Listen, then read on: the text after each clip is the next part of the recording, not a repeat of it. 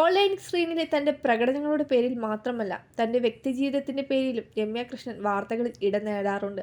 സംവിധായകൻ KS രവികുമാറുമായുള്ള രമ്യയുടെ പ്രണയം Tamil cinema ലോകം കണ്ട ഏറ്റവും വലിയ വിവാദങ്ങളിലൊന്നായിരുന്നു.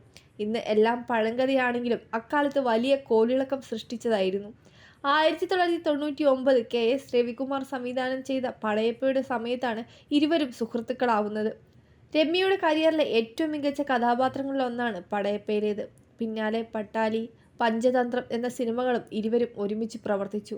അധികം വൈകാതെ ഈ സൗഹൃദം പ്രണയത്തിലേക്ക് വഴിമാറിയിരുന്നു. എന്നാൽ ഈ സമയത്ത് രവികുമാർ വിവാഹിതരായിരുന്നു. വിവാഹിതനായിരിക്കെ തന്നെ രമ്യയുമായി രവികുമാർ പ്രണയത്തിലാണെന്ന വാർത്ത വലിയ വിവാദമായി മാറി. ഇതിനിടെ ഇരുവരും തമ്മിലുള്ള ബന്ധത്തിൽ രമ്യ കൃഷ്ണൻ ഗർഭിണിയായതായും ചില റിപ്പോർട്ടുകളുണ്ടായിരുന്നു. തമിഴ് സിനിമാ ലോകത്തെ തന്നെ പിടിച്ചുലച്ച ഗോസിപ്പായിരുന്നു ഇത്. രമ്യ ഗർഭിണിയായതോടെ രവികുമാർ ആ ബന്ധം അവസാനിപ്പിക്കാൻ തീരുമാനിച്ചുവെന്നാണ് റിപ്പോർട്ടുകൾ. എന്നാൽ ഗർഭം അലസിപ്പിക്കാൻ രമ്യ പ്രതിഫലമായി 75 ലക്ഷം രൂപ രവികുമാറിനോട് ആവശ്യപ്പെട്ടുവെന്നാണ് റിപ്പോർട്ടുകൾ പറയുന്നത്.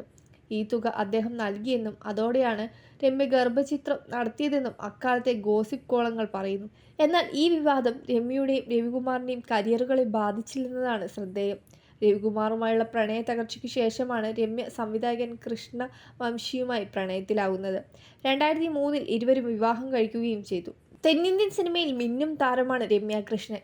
തെന്നിന്ത്യൻ സിനിമകളിൽ മാത്രമല്ല ബോളിവുഡിലും സാന്നിധ്യം അറിയിച്ചിട്ടുണ്ട് രമ്യ കൃഷ്ണൻ. സാക്ഷാൽ രജനികാന്തിനൊപ്പം സ്ക്രീൻ പങ്കിടുമ്പോഴും കയ്യടി നേടാനും സ്ക്രീൻ തൻ്റേതാക്കി മാറ്റാനും സാധിച്ചിട്ടുള്ള മറ്റൊരു നടി ഉണ്ടാകില്ല. പടയപ്പയിൽ സ്റ്റൈൽ മന്നിനെ പോലും സൈഡാക്കി രമ്യ കൃഷ്ണൻ്റെ പ്രകടനം ഒരിക്കലും മറക്കപ്പെടില്ല. ഇന്നും വളരെ സജീവമായി തന്നെ മുൻനിരയിൽ തന്നെ രമ്യ കൃഷ്ണനുണ്ട്. തെന്നിന്ത്യൻ സിനിമയിൽ ഏറ്റവും കൂടുതൽ പ്രതിഫലം വാങ്ങുന്ന നടിമാരിൽ ഒരാളാണ് രമ്യ കൃഷ്ണൻ. തമിഴിലൂടെയായിരുന്നു രമ്യ കൃഷ്ണൻ്റെ അരങ്ങേറ്റം. 1983 പുറത്തിറങ്ങിയ വെള്ളൈ മനസ്സായിരുന്നു ആദ്യ സിനിമ. പിന്നാലെ 1986 പുലരുമ്പോൾ എന്ന ചിത്രത്തിലൂടെ മലയാളത്തിലെത്തി. അതേ വർഷം പുറത്തിറങ്ങിയ ഭലേ മിത്രരു ആയിരുന്നു ആദ്യ തെലുങ്ക് സിനിമ. കൃഷ്ണ രുക്മിണിയായിരുന്നു ആദ്യ കന്നഡ സിനിമ. യാഷ് ചോപ്ര സിനിമയുടെ പരമ്പരയിലൂടെയാണ് രമ്യ കൃഷ്ണൻ ബോളിവുഡിലെത്തിയത്. ഒരേ സമയം തെന്നിന്ത്യൻ സിനിമയിലും ബോളിവുഡിലുമെല്ലാം സജീവമായിരുന്നു രമ്യ കൃഷ്ണൻ. മുൻനിര നായകന്മാരുടെ നായികയായി എല്ലാ ഭാഷയിലും രമ്യ തിളങ്ങി. 40 വർഷം നീണ്ടു നിൽക്കുന്ന രമ്യയുടെ സിനിമാ കരിയർ പകരം വയ്ക്കാനില്ലാത്തതാണ്. ഇത്രയും ദൈർഘ്യമേറിയ കരിയറും ഇപ്പോഴും പ്രാധാന്യം നഷ്ടമാകാതെ നിലനിർത്തുന്നു എന്നതെല്ലാം അസാധാരണമാണ്. പടയപ്പ മുതൽ ബാഹുബലി വരെയും ആര്യ മുതൽ സൂപ്പർ ഡീലക്സ് വരെയും നീണ്ടു നിൽക്കുന്ന ആ കരിയർ സമാനതകളില്ലാത്തതാണ്.